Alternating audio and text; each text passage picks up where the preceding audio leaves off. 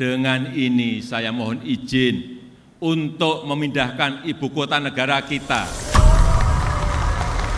ke Pulau Kalimantan.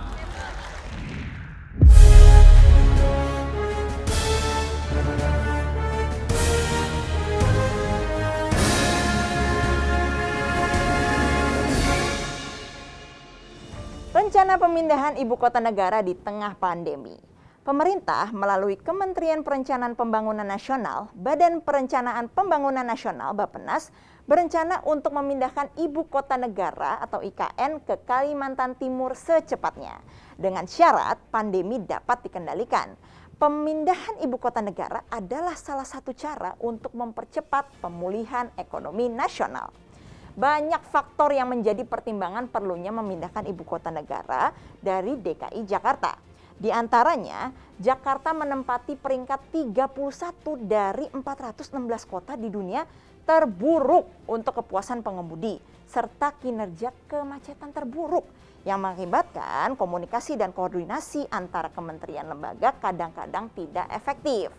Kerugian ekonomi akibat kemacetan, banjir, turunnya permukaan tanah dan masalah sosial lainnya.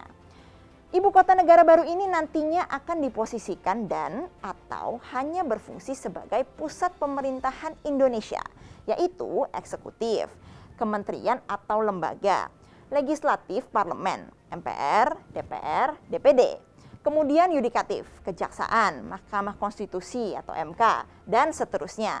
Kemudian pertahanan keamanan, Polri, TNI, serta kedutaan besar dan perwakilan organisasi internasional yang ada di Indonesia. Sementara fungsi jasa keuangan, perdagangan, dan industri tetap akan ada di Jakarta. Misalkan Bank Indonesia, OJK atau Otoritas Jasa Keuangan, BKPM, Badan Koordinasi Penanaman Modal. Pemindahan ibu kota negara ke Kalimantan Timur juga merupakan salah satu terobosan pemerintah dalam rangka memeratakan pertumbuhan ekonomi hingga ke Indonesia bagian timur, ke seluruh Indonesia. Karena selama ini denyut kegiatan ekonomi secara umum masih terpusat di Jakarta dan Pulau Jawa. Sehingga Pulau Jawa menjadi sangat padat dan menciptakan ketimpangan dengan pulau-pulau di luar Jawa. Ibu kota baru dirancang bukan hanya sebagai simbol identitas, tetapi sebagai representasi kemajuan bangsa dengan mengusung konsep Modern City and Green City, memakai energi baru terbarukan dan tidak bergantung kepada energi fosil. Seperti diketahui, proyek pembangunan Ibu Kota Negara IKN dalam Rencana Pembangunan Jangka Menengah Nasional RPJMN 2020-2024, pemindahan ibu kota negara akan dipindahkan dari DKI ke Kabupaten Penajam Pasir Utara dan Kabupaten Kutai Kertanegara di Provinsi Kalimantan Timur. Lokasinya berada di tengah-tengah Indonesia dan kecil resiko bencana alam. Jakarta bisa jadi lebih efisien jika ibu kota dipindahkan. Alasannya akan banyak masyarakat pindah dari Jakarta, khususnya bagi yang berstatus aparatur sipil negara atau ASN, yang harus mengikuti pemindahan kementerian atau lembaga pusat ke ibu kota baru. Dengan demikian, ruang yang ada di Jakarta menjadi lebih lapang. Ini akan menciptakan efisiensi kemacetan, yaitu merupakan sumber inefisiensi. Jika itu sebagian besar dikurangi, maka Pemprov DKI Jakarta memiliki peluang lebih mudah untuk menata ulang Jakarta. Masyarakat Jakarta diprediksi bisa memiliki lebih banyak waktu untuk berkegiatan sehari-hari jika kemacetan berkurang. Hal ini bisa berdampak pada rencana investasi di Jakarta dan kawasan sekitarnya. Pemindahan ibu kota negara merupakan kelaziman, terjadi pula di negara-negara lain. Indonesia sendiri pernah beribu kotakan Yogyakarta pada tahun 1946. Bukit Tinggi Sumatera Barat pada tahun 1948 dan Biren Aceh pada tahun 1948. Pemindahan ibu kota Jakarta menjadi efektif jika dapat mengatasi penumpukan permasalahan-permasalahan di Jakarta. Jumlah penduduk yang terus meningkat melebihi daya tampung, kemacetan yang parah, polusi udara akibat dari asap kendaraan dan pohon-pohon yang mulai berkurang akibat mulai bergantinya dengan gedung-gedung bertingkat serta perumahan. Banyak faktor kendala yang sehingga rencana pemindahan ibu kota itu terhambat. salah satunya karena pandemi. Namun dengan berbagai pertimbangan bahwa persiapan pemindahan ibu kota baru di tengah pandemi ini dapat dilakukan dengan baik sehingga pasca pandemi pemerintah Indonesia dapat menjalankan negara dengan efektif karena sudah memiliki ibu kota baru, dapat menata Indonesia ke arah yang lebih baik dan merata hingga ke pelosok, terkonsolidasi dengan baik.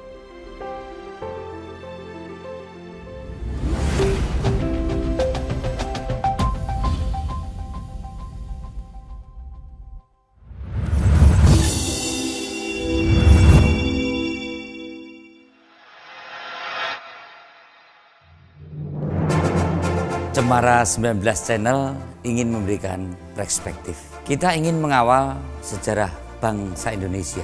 Kita ingin melihat Indonesia pada tahun 2045 nanti, yaitu 100 tahun proklamasi kemerdekaan kita.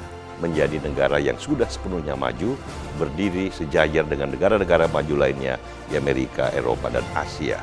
Karena itu tugas besar pemerintahan Presiden Jokowi sekarang adalah untuk memastikan bahwa fondasi kemajuan tadi memang bisa diperkuat untuk mencapai mimpi besar kita. Presiden Jokowi adalah pemimpin yang mampu menjangkarkan perubahan untuk masa depan Indonesia. Karena itu, Cemara 19 Channel ingin mengawal semua itu, ingin memberikan perspektif, menggali apa saja langkah-langkah penting yang telah dilakukan oleh pemerintah Presiden Jokowi. Dan langkah-langkah apa saja yang masih perlu dilakukan dalam sisa masa 3 tahun lebih terakhir ini. Kita akan membahas masalah-masalah yang bersifat strategis, fundamental. Tapi kita juga akan mengikuti perkembangan isu keseharian, perkembangan peristiwa politik, peristiwa ekonomi, peristiwa hukum yang terjadi dari waktu ke waktu. Jadi, kami menggabungkan apa yang bersifat strategis dengan apa yang bersifat taktis. Para pembicara, para komentator, para penanggap, para pembahas di dalam Cemara Channel akan terdiri dari berbagai lapisan orang-orang yang memang mampu, orang-orang yang memiliki perspektif dan memiliki kejelian untuk melihat apa yang penting dan apa yang tidak penting, apa yang harus terus didorong dan apa yang harus terus dikembangkan oleh pemerintahan yang ada sekarang ini. Dengan begitu, masyarakat mendapatkan pilihan-pilihan alternatif, pandangan, komentar, perspektif yang akan sangat bermanfaat untuk mengerti apa yang terjadi hari ini dan insya Allah di hari-hari mendatang. Cemara 19 Channel menjunjung tinggi kebinekaan. Kita juga mendorong perdamaian dan kerjasama. Kita ingin maju, kita ingin damai, dan kita ingin saling merangkul antar sesama elemen bangsa. Karena itu jurnalisme kami selalu menunjukkan jurnalisme bersahabat. Tujuannya kembali seperti tadi, untuk mengawal perjalanan sejarah bangsa Indonesia. Agar apa yang akan terjadi 3 tahun ke depan, apa yang akan terjadi 10 tahun ke depan. Apa yang terjadi hingga kita merayakan kemerdekaan 100 tahun Republik Indonesia memang menuju pada jalan yang senantiasa memperkuat kemajuan kita bersama. Cemara 19 Channel hanya untuk orang-orang yang ingin maju dan hidup damai. Saksikan terus Cemara 19 Channel. Like, comment, share, dan subscribe.